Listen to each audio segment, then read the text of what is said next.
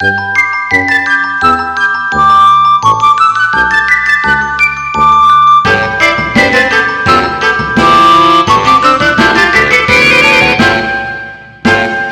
moms won't say! Good evening, everyone, and welcome to Shit Moms Won't Say. I have on a little bit. Oh, yes, she's already joining me. I love it. I love it. You may have seen this wonderful lady on shows like The Today Show. Ooh, actually, they refer to her as the South Park of mommy blogs. HuffPost, Pop Sugar. She is a writer, a content creator, hilarious, hilarious mom of two, Whitney Cicero, aka the new Stepford. Oh yeah, applaud it, and then back it up. You gotta, yeah, and then take it in, and then back it up. I wish I was as cool as the bio that I write about myself, because I do sound extremely impressive, and then I meet myself, I'm like, really? I don't know. You have your shit together. You're pretty impressive. Like, you're a funny lady, you know. I'll take it. Well, and I like you because we're politically aligned. So I am wearing a very special, yes, look at that. You got a vote and Moms for Biden. Which did you not have that shirt custom made for yourself? I had it made custom made for myself and all my followers. They were shooting like Biden stuff. I'm like, actually, we have this consortium of moms that would wear a Moms for Biden, and I had her design it with the thing, and it's Milda Graphics. They turned it around in like 2 days. It's the internet is amazing. And shout out Milda Graphics. Hello. Milda Graphics. I know. They were fantastic. Terrific. Well, welcome to my my humble show and my humble office. Thank you very much. Where are you? You have all kinds of artwork and things behind you. Where are you right now? We are in the converted garage, which is now my husband's man cave / office, which is adorned with, I don't know how many music lovers you have on your program, but we've got the Outside Lands Festival, the First City Festival, like kind of eclectic festival posters. That's what my husband's into, and it's his space, so whatever. Hey, listen, Ruth approves. Oh, praise up. Okay, let's get into the Big Mom 3, and then we'll talk about some funny stuff. So, first question of the Big Mom 3: did you always know you wanted to be a mom? 100% yes. Cool. Really? Yeah. Good for you. Not me. Good for you. So when did you kind of make the decision? So my daughter's like going to be a year, so probably about like a year ago. No. When the line turned blue and went like this, you were like, oh, I guess so. I'm in. We paid all this money and she's actually pregnant. No, when my wife and I like got together, I was like, oh, I could have babies with her. But you were like a hard yes. Oh yeah, from when I was 8, 10, 9, like just knew I loved children and I wanted children, and I didn't care if they were adopted. That part didn't matter to me. Sure. I've always, children like me because I think I look like a drunk Disney princess, so they've always been like really nice to me. Drunk Disney princess. That's so accurate. Good for you. Own your brand. Good for you. Yeah, so it worked. Yeah, it worked out. And we have moments, my husband and I, when we're sitting on the couch and we like them, that we're like, maybe we should have had more. And then we do their laundry and pay their orthodontic bills and be like, oh no, 2 is fine. What about you and your wife? Are you going to have another? I think we'll probably have one more. Yeah, but what I'm worried about is we'll have twins on the next round, and then like shit. But yeah. And will she carry, or are you always going to carry? Not for me. No. Absolutely not. No. She'll carry. She carried our daughter, and something icky about it to me. I don't know. It's not for me. Like, I'm actually physically ill thinking about me being pregnant. I don't know. Something about it weirds me out. I don't know. It's not for me. Do you want to unpack that? Because I'm interested in learning, but we don't have to. I don't want to make it. I'm in therapy tomorrow morning at 11. So we'll talk about it then. I don't know. I don't like when people like touch bellies, and it's not that I'm not feminine enough. I feel no reason to carry a child when my wife loves being pregnant. There you go. I love that. There you go. There's some shit moms won't say, right? I don't want to be pregnant. I want to be pregnant. I don't like all of that coochie noochie because they are up there all the time. They love getting up there. They love seeing right through your mouth. It's unreal. You can shine a flashlight and right out the front. Hard. Bravo to you. And we'll talk about it in a minute, but you mentioned your, orthodontic bills. You have teenagers, so yuck and yikes for you. Yeah. I know, 14 and 16. So yikes, we'll get into that. But second question of the big mom 3. What is the shittiest or most backhanded piece of advice you've ever gotten from another mother or parent? Oh. The worst or the best? Like the worst thing that somebody's ever, so for example, I had somebody who said to me well, somebody came up to me in a supermarket and took my kid's socks off because they said they were too tight. Like real shitty mom stuff that you're like, mind your business. Yeah, mind your business. Let me flip it for a second. I think the best piece of advice I got was from my sister-in-law. And she goes, I want you to practice this phrase. And the phrase is, this works for me. And she said, no matter what situation you're in, professional or parenting, it's a great diffuser because it doesn't put anybody on the defensive. And you're automatically like, listen, this works for me. This works for my family. If you want to work full-time, you want a full-time nanny, if you want to stay at home, like whatever works for you that keeps your anxiety level and your IBS level at a normal, so you're not shitting your brains out all the time. That is what you need to strive for, right? Yes. If you're not on the toilet, you can go be a good parent. So, you know what? And sometimes I put quotes out from the show, and maybe that's yours. If you're not on the toilet, you can be a good parent. Could you make a shirt? I could. Yeah. I don't know, but I could. Like I have the means, the capability. We'll see. If you receive a shirt in the mail that says, if you're not on the toilet, you can be a good parent, you'll know it's from me. The less time you're spending on the toilet, either with an anxiety attack or IBS or just hiding from your children, the better your family is going to be. So, but yeah, let me noodle on that. I don't remember. Noodle away. Getting. Yeah.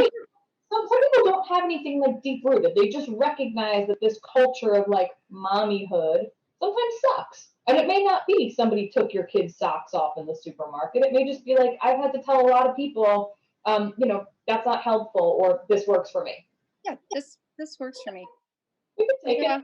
Something, just be like, thought of it, and we'll put it out there. If not, I guess the one thing that irritates me and irritates my group of mommy bloggers that I have kind of formed a little IG family with is the letterboard moms, because we are simply exhausted by picture perfect messy buns with letterboard that says, I'm so tired, I live for coffee. I'm like, go fuck yourself. Do you know how long it takes to make a letterboard? Like you get problems. And you're like, shut. I got my letterboard in the mail and nothing's alphabetized. You have to literally dump 1,000 letters on the ground and then sort caps and lower.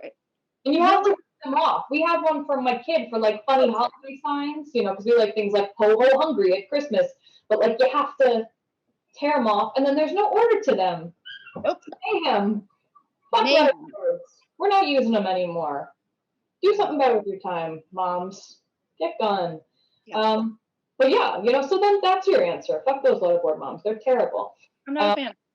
No, they're fake. They're not. It's not reality. I can't stand watching moms put things out there that are not reality because it's so bad for other moms. Yeah, I think, and that's what I think what you do in shows like this, where you allow people to be like, no, this is freaking hard. I'm exhausted.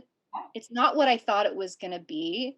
Like be honest about the sacrifices you've made. And sometimes you like, in the dark moments of motherhood with every single one of my friends, they've all been like, yeah, sometimes I wonder if I shouldn't have had them. Like, what would my life be? And I think that's just honest. And you're allowed to say that.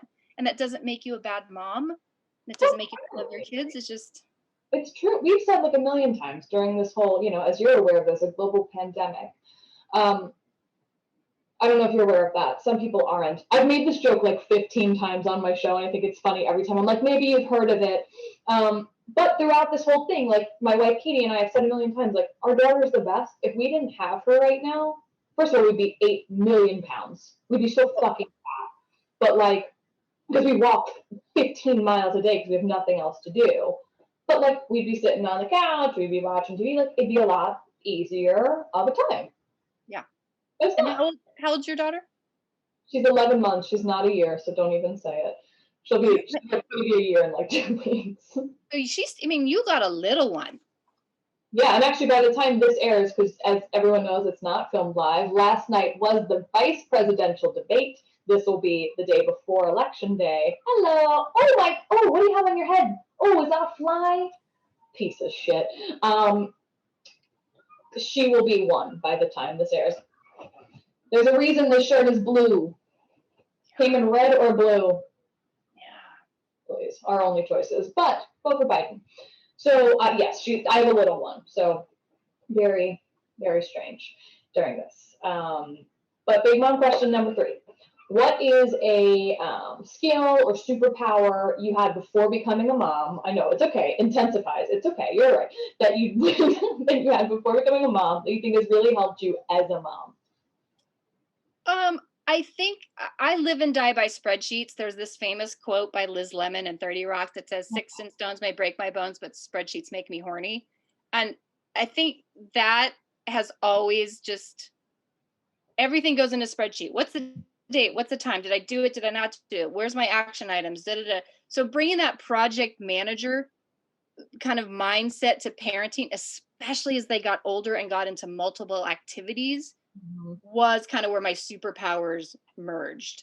And you know, every Sunday night we sit down with the spreadsheet. Okay, who needs to be where? My daughter's driving now, so it's not quite as intense, but you know, there were times like pick up at 4:15, have to drop off at 4:30, back at 4:40. Like, whoo, Mother Mary Joseph. I love a good spreadsheet. You and I are kindred spirits. If you saw the spreadsheet for the filming of this show, you'd be like, I don't even know. You'd want to lick it. It's delicious. Is it color coded? Of course it is. Oh my God, I need a minute. Oh, I know. oh, color coded spreadsheets. Filming, you're gonna turn green. I know. Fantastic. I never need to have sex again if I just keep having that spreadsheet updated. It's incredible. It's so good. We should start an Instagram channel called Spreadsheet Porn, and just like videos of things coloring. And like, I call it spread porn, so people go to it and like, this is so stupid, but then they can't stop watching.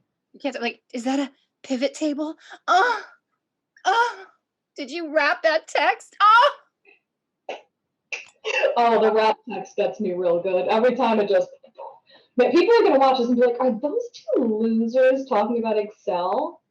Yes, we are. Speaking of Excel, I think you're excelling in your overall social media presence. I know. I want to like punch myself and pat myself on the back at the same time. So you and I connected about 2 weeks ago, and we were just chatting about the world and how fun it is, and we've obviously chosen to wear our shirts. You know, and you kind of said to me like, some people don't, and that's okay, but some people use their platform for good or for their opinions that they feel are good, which I agree with your opinions. You right now are like sitting at 50,000 followers. You have a lot of people looking at what you're doing. And you've taken your political activism out there. Like, you have no problem saying it. Have you gotten any backlash for it? Or if you have, do you give a shit? Like, or you just keep going? Okay, let's break that down in a couple. Yes, every time I post something political, I will lose between like 100 to 500 followers. I found that my Black Lives Matter content really cratered it. Well, so you watch your follower count every day, and you log on and you go from 49.5 down to 49. You're like, oh my God. But I don't care, because I'm like, I only want the people that, you don't have to agree with me. Sure. But you have to at least recognize that there's a systemic racism problem in America. If you don't recognize that, I don't think we can actually have an intellectual conversation, because you're either blocked from being intellectually curious about it, or you don't care. And I don't really want either one of those people in my life personally or kind of on my channel. I have found on my Facebook page, because I have double the amount there, I have over 106,000 there. I really have learned to stay back because it is just an angry pimple on Facebook. You post anything and they just lose their minds. And even then, even when you turn off comments, they will come after you. Why did you turn off my it wasn't just worth it on Facebook. Instagram seems to be a little more liberal and a little more fine. And you and I were talking about, there are some amazing influencers that have 1 million, 2 million followers that have become totally agnostic when it comes to politics. And you have to think, well, they're getting paid tens of thousands of dollars for videos and content. It doesn't behoove them to be political and fracture their audience, right? If that's how they're paying I don't pay my rent. Like, this is a hobby for me. This isn't how I make money. So there's no, like, I'm not losing money. The only time that I've ever had a sponsor push back was I was trying to get my friends a gig, but they were running vibrator ads. And the sponsor was like, we don't really want our product next to a vibrator ad. And I was like, okay, I can't blame you. I get it. I was filming with Rachel Sobel Wine and Cheez-Its last night, and she was like, all right, have a great night. She's like, I gotta go do some dildo posing. I was like, good for you. And you know what? It was Rachel. That's so funny you bring it up. She was the one that had to call and be like, Rach, I'm so sorry. Because it's a small little world of us that have been doing this for years and years, and we're friends. It's a cool world. It really, really is. And I've said it on here a few times, like, I never in my whole life thought I'd be like dipping the toe in like mommy social media, but like meeting different people that are doing this, not full-time, but some are full-time, some are, a lot of the time, and seeing that they are real moms and real people and very cool and down to earth gives me a lot of hope for just motherhood in general. So it's very nice because we're surrounded by assholes. So it's nice to see that the people out there putting out mom content are not actually assholes, like behind their cool memes. Yeah, I have yet to run into an asshole in this world of mommy influencers. Honestly, I don't know if that's me because I'm just naive and I don't know, but so far they've all been quality people. I love it. It's great. So speaking of being a mom, you're a mom too. Let's chat about it. You have teenagers, 14 and 16. So my first question is, which one's harder? So your 14-year-old is a boy, your 16-year-old is a girl. So I know I was the worst at 16, like the worst. Who's giving you a harder time right now? Oh, it's definitely the boy, because he's horny and he doesn't really know what that horniness is. Like, he just needs to get laid, but he's 14, so I can't, that's not. Or do it. You can't like encourage it, right? It would be like weird. No, that would be super inappropriate and totally weird. So, but that energy of us, he's almost 6'4". He's like freakishly tall. So the energy of this huge, big, baby, great, horny Dane running around my house, knocking shit over and rubbing himself against things, that it's just like, overwhelming. The 16-year-old girl, like, she's going to be president. Like, she loves the spreadsheet. She's in all the honor societies, all the AP classes. Her teachers email me and be like, I can't wait to write her a letter of recommendation. And I was like, no, great. Okay. Thanks. Yeah. She's like being terrible on the side. Or you just like, she's a good kid. No, she's a really good kid. And when she started to get sexually active, she told me everything that was going on in her life, and she wanted to make sure I knew what was happening. And yeah, I mean, if I can at least raise my children to come to me with questions and to come to me for unconditional love and support, I feel like I'm going to do my job well. Like, I can die with like, okay, I raised 2 humans I can release out into the wild that are going to be compassionate, nice humans. I hope. You're the first mom to bring up on my show, like, my kid came to me when they like, started being sexually active. Like, that's amazing. Was it just like, it was expected? Like, you guys have that relationship that she was like, I'm comfortable talking to you about this? Well, Jess, it was one of those minutes, like, I'm not going to disclose details out of respect for her, but she's like, here, Mom, here's kind of what's happening. And I sat there, Jess, and I'm like, okay, Whitney, this can go one of two ways. Like, you can shut it down and tell her she's not ready, or you can stand up and hug her and say, thank you for sharing. Did you feel safe? Are you taking and that, I was like, okay, because I didn't have that with my mom. I don't know if because that generation just didn't talk about it. And I just think, God, I wish I had been able to talk to my mom about sex and ask her questions and not feel shame. Because I think there's a lot of shame that comes with your sexual evolution. And I didn't grow up in a religious household, but I can't even imagine those that did. And I can't even imagine being gay and what the whole other level that you've probably borne witness to. Yeah, no, I mean, it's a totally different experience while still being the same, because you're right. The word shame is, I think, ever present when it comes to anyone's sexuality, right? If you're, I don't know, unless you're like totally blinders on all the time, like people shame specifically women, important, okay? They shame women for being, sexual and having a sexuality, which I think is crazy. So for you to influence your daughter in the way that you said, okay, I'm going to make a choice. Thank you for sharing, and give a hug. I mean, that more people should be doing that. That's right. Wonderful. Yeah. Yeah. I hope I don't fuck them up. I'm sure they'll be fucked up, but whatever. Yeah, I fuck them up a little bit to be funny, but like that's it. Like I hope my daughter doesn't need like maybe as much therapy as I need, but like maybe like dabble. Maybe be like, maybe I'll check in with an unbiased opinion every now and then. Yeah. Have you guys gone to therapy, like as a couple or just by yourself? Just me. Just me. Party of one, crazy party of one, all alone. And my therapist, by the way, she does watch this show, and like sometimes, hi, Jess therapist. Hi, Melissa.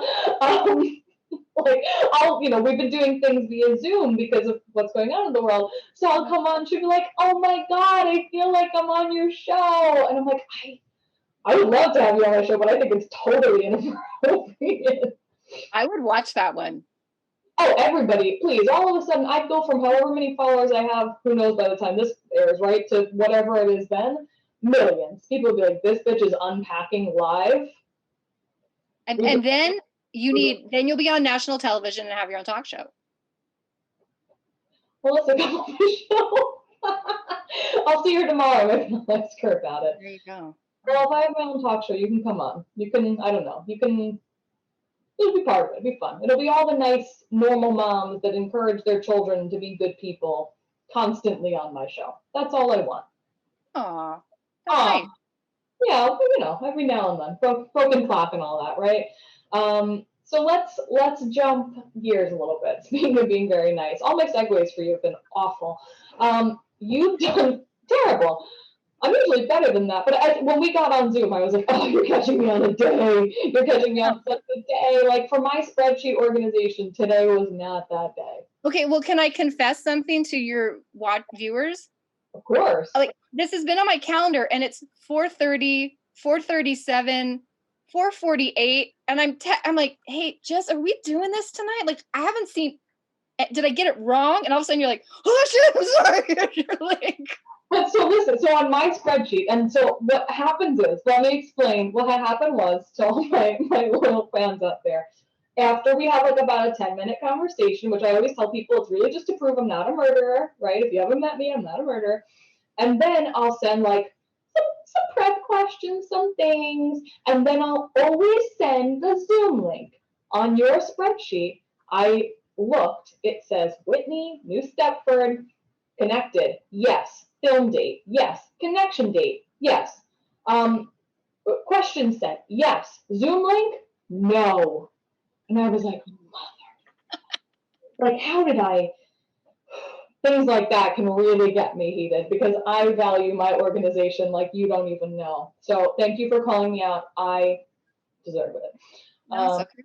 You're all there. You got a dog today. Like you have other priorities than me. I did get a dog today. She's very cute. She's a cute dog, little Luna. And when you first said it, I thought you named her Roomba, and I was like, that's actually a genius name for a dog. Because No, they do. she has barked at my Roomba since she's been in the house for I don't know, an hour. But her name is Luna. And what kind is she?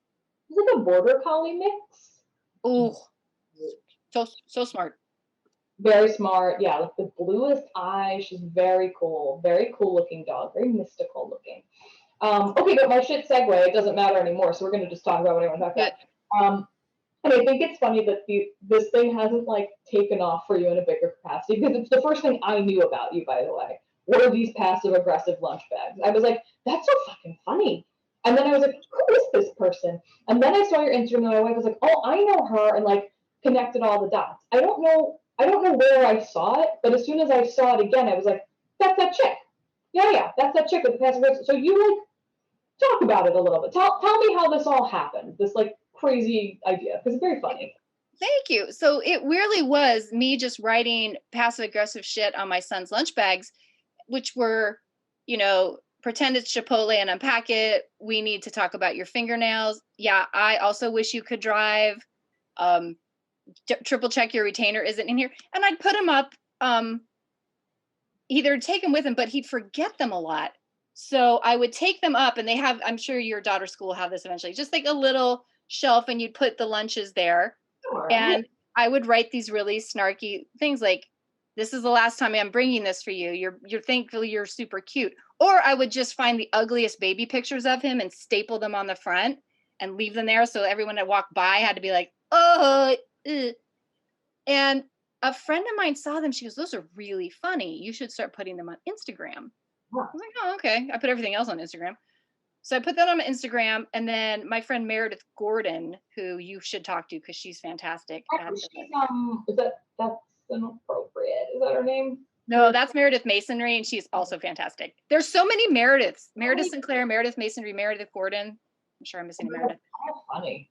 And Meredith Gordon said, you need to start selling those.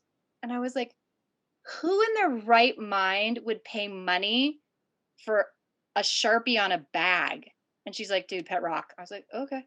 So I did. I started writing them and packaging them. And then Sarah Cottrell, she picked it up and got it on Scary Mommy or BuzzFeed or one of the big ones. And it just went, and I mean, we were on The View, not The View, but the other one of those things.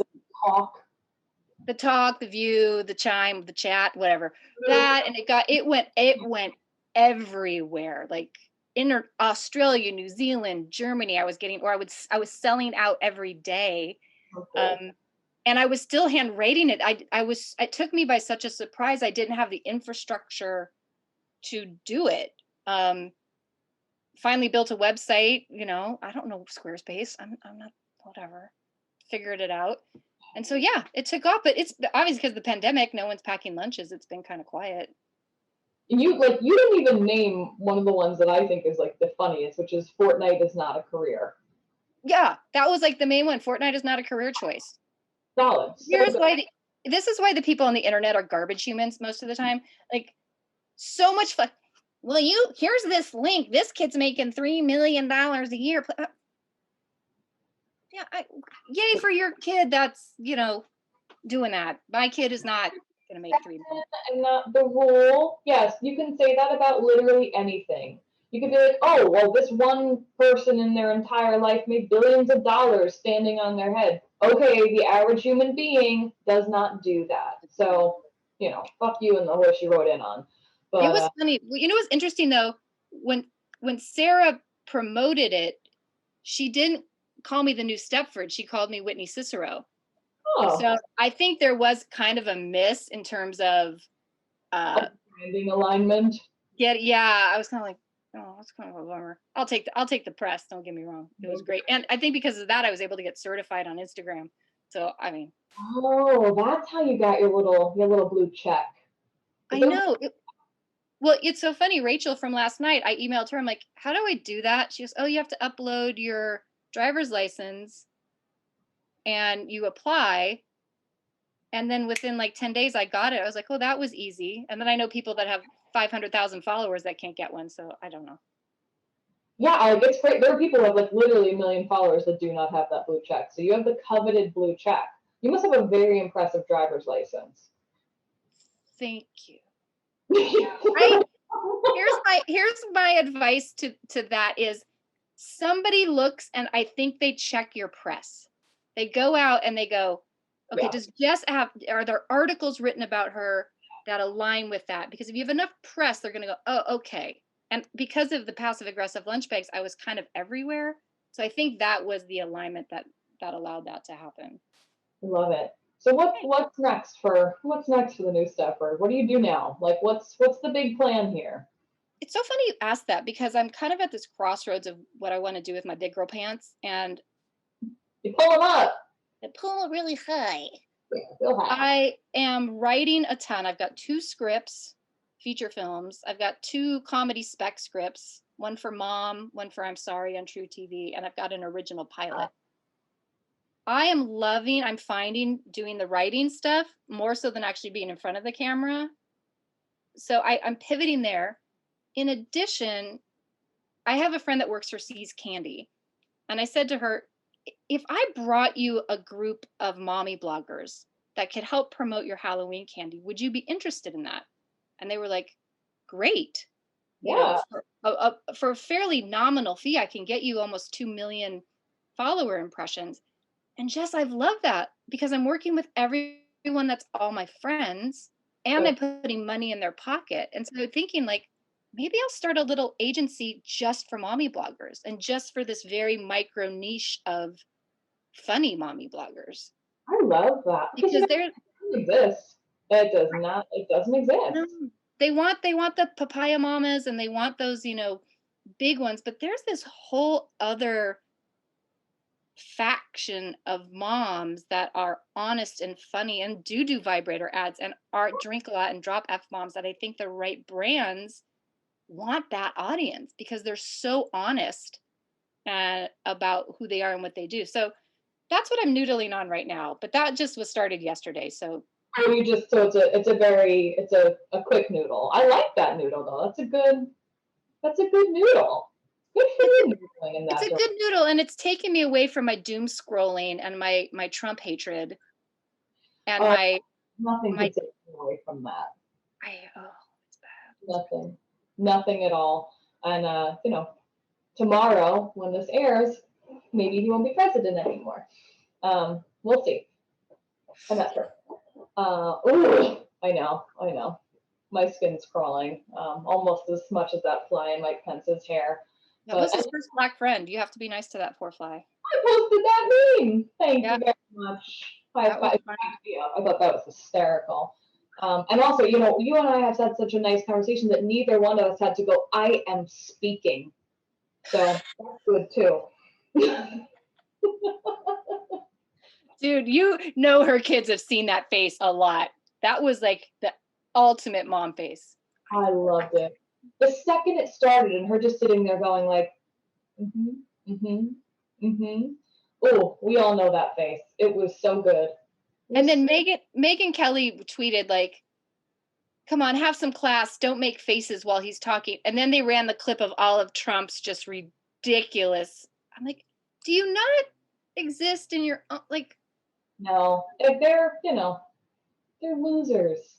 Losers, you hear me? Losers. If there's anybody who watches this show that doesn't like that, don't watch. Don't watch, bye. Don't watch. I'm small enough at this point, it doesn't matter. And when I'm big enough, it won't matter either. Anyway, that's a tangent. But let's start to wrap up, my friend. It is so nice to have you on. You are you're hilarious. You're putting it all out there, and I really appreciate what you do.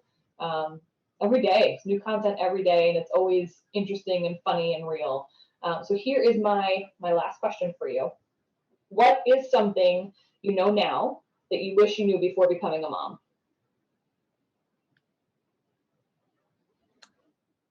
You get the kid you get.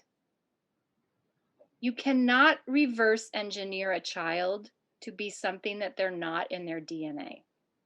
And I do kind of wish I had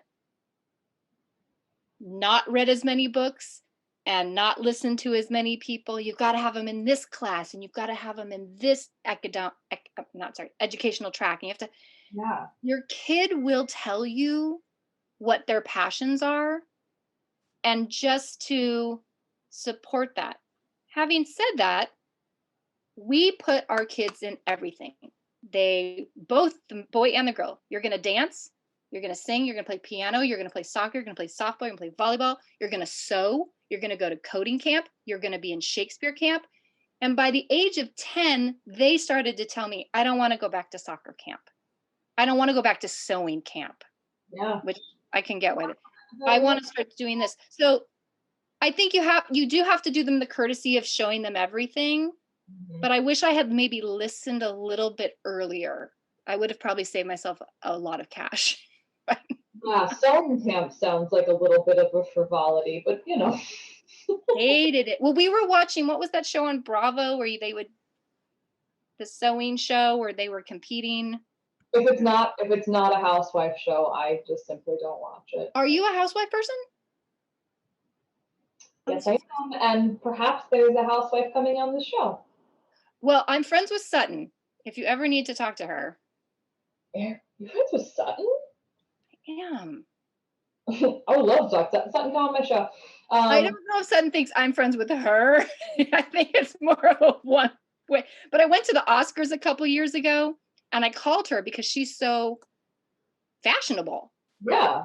And I'm like, Sutton, can I borrow a dress? And of course, Sutton's like this big. Tiny. And I'm not tiny. Like I'm 5'10" and 160 pounds. Like, but she went, so this is a little funny story. Went to her house. She has a gown closet. Right? What is a gown? So a gown closet is a very, very high closet because these gowns are long and they don't want to mush. So you step up and they're hanging, and everything was in its own bag and monogrammed and had the picture of the dress on the front. And I was like, is this how people live? Like, this is a world in which I know. I'm like TJ Maxx, Ross Dress for Less. But she could not be lovelier, and she could not be more generous and kind. You know, before we wrap up, that's like, it's interesting because there is, at the moment where I am right now, I am talking to this person tomorrow. So it will be announced who she is, and you'll already know who it is by the time this airs. But the couple of people in that world that I've spoken to are awesome. They're awesome. Like, you would think that they wouldn't be. You would, and I'm sure some of them are at Ramona Singer. But I'm sure, like, there are many, many people that are really lovely. And that's very cool. So I'm happy. I've never seen the show, so I can't opine about any of them. But I would recommend you follow my friend Angela Hoover Comedy. She's an impressionist, and she does all the housewives. I'm writing it down, Angela Hoover Comedy. Angela Hoover Comedy. She's goddamn brilliant. And the problem is, she goes, oh, you need to start sharing my stuff. I go, Angie, I don't know if you're funny because I don't know who these people are. This is going to be awkward because I will know if you're funny. And if you're funny, I'll share it. And if you're not, I won't. She was on America's Got Talent. She went through the buzzer with Howie and the third guy. So she's got the goods. Check her out. I'd like to, since you actually know them, I would love to hear your opinion. I love them. I have no shame about it. But yeah, good. Well, I'm gonna go eat dinner after this, believe it or not, and that's when I'll have my wine. Did we go too long? I feel like I've kept you. I'm sorry. I love it. Are you kidding? We're having the best time. You keep me. I got nothing going on except for my brand new dog. But so listen, it is so nice to have you on. Where can people follow you if they don't already follow you? I'm on the new Stepford because we have reinvented what it means to be a wife. If it doesn't have a blue check, it's not her. Yeah, I got blue check. So Twitter, Facebook, Instagram, YouTube. I've put 2 things on TikTok, but it challenges me. I'm not that good at it yet. I'm too old. I don't get it. We'll get there. But yeah, Instagram is where I'd like to grow my follower base. Those seem to be. Facebook's just tanking. Engagement on Facebook. Facebook sucks. Facebook sucks. They don't let you post what you want. They don't even. I've told everybody out there. I think I told you too. My handle at Facebook is at Moms Won't Say, because they will not let me say the word shit. Ooh, what a bad word. Double, please. But yeah, Facebook sucks. So let's all follow the new Stepford on Instagram. It's very important. And if people do want to order passive aggressive lunch bags, I know business has been booming lately. Go to passiveaggressivelunchbags.com. There it is, passiveaggressivelunchbags.com, the new Stepford on all kinds of social media, but specifically Instagram, maybe TikTok. We'll see how you do. And you can follow us on Facebook at Moms Won't Say, and everywhere else, Instagram, SoundCloud for those of you who prefer to listen. Not me. I like faces. Twitter, YouTube, at Shit Moms Won't Say. Thank you guys so much for watching, and have a great night.